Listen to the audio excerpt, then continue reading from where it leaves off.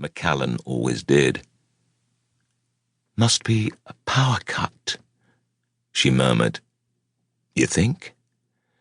No sooner had the words left my lips than we were flooded with light. McCallen took several paces back and we blinked at each other. She looked even better in the flesh than I remembered, and, if I were honest, I'd thought about her a lot in the intervening 12 months. I took a moment to appreciate her full lips, neat nose, and her voluptuous figure. Her copper-coloured hair was longer. It suited her. "Are you going to put that down?" The amusement in her green eyes implied that I'd overreacted. It wasn't as if the location was some rural backwater where power surges and consequent electricity cuts are commonplace.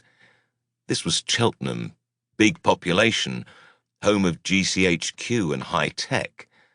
As far as I was concerned, the jury was still out. I don't do coincidence. What I could be certain of was that today was not my time to go. Old habits. I replaced the knife in the block. "You're looking good, more rested." Not one for small talk. I cut to the chase. "How the hell did you get in?" It wasn't the most obvious question, but it was the one that sprang to my lips first. "I'm a spook. How do you think I got in?" "Even you can't travel through walls." Her mouth creased into a smile. "You know what? I've missed you." Inside, I was delighted. Outside, I was Mr. Cool.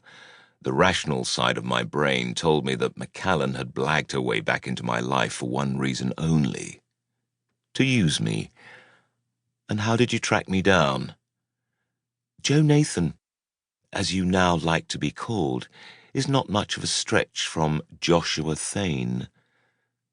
This worried me. If McCallen had seen through it, so could others.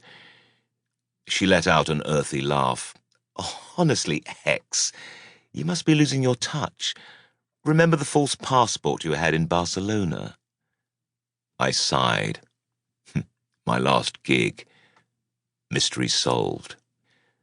"So how's life now that you've gone respectable?" "Boring, mundane, and banal." "Terrific." "Managing to stay out of trouble?" "Nice try." "Fancy a drink?" I smiled. She smiled back. "Why not?" On the way out, I checked the fuse box in the communal hall.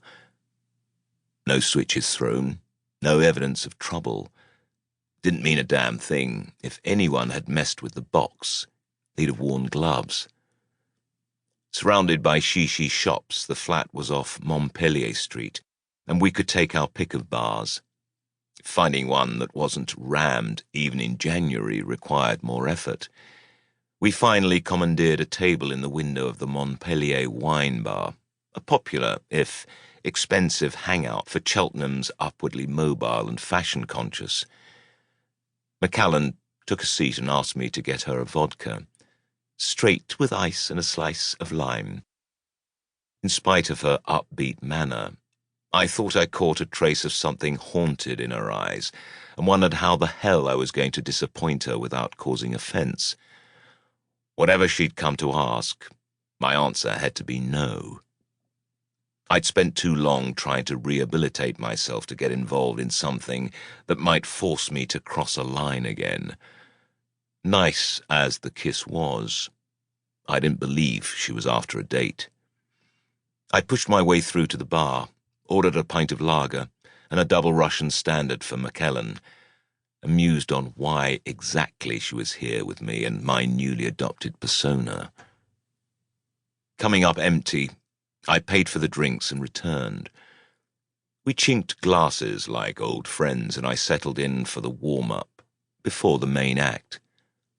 "Why Cheltenham?" she asked.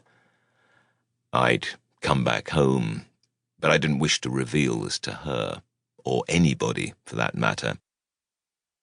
"As good a place as any," I shrugged. "Classy, friendly."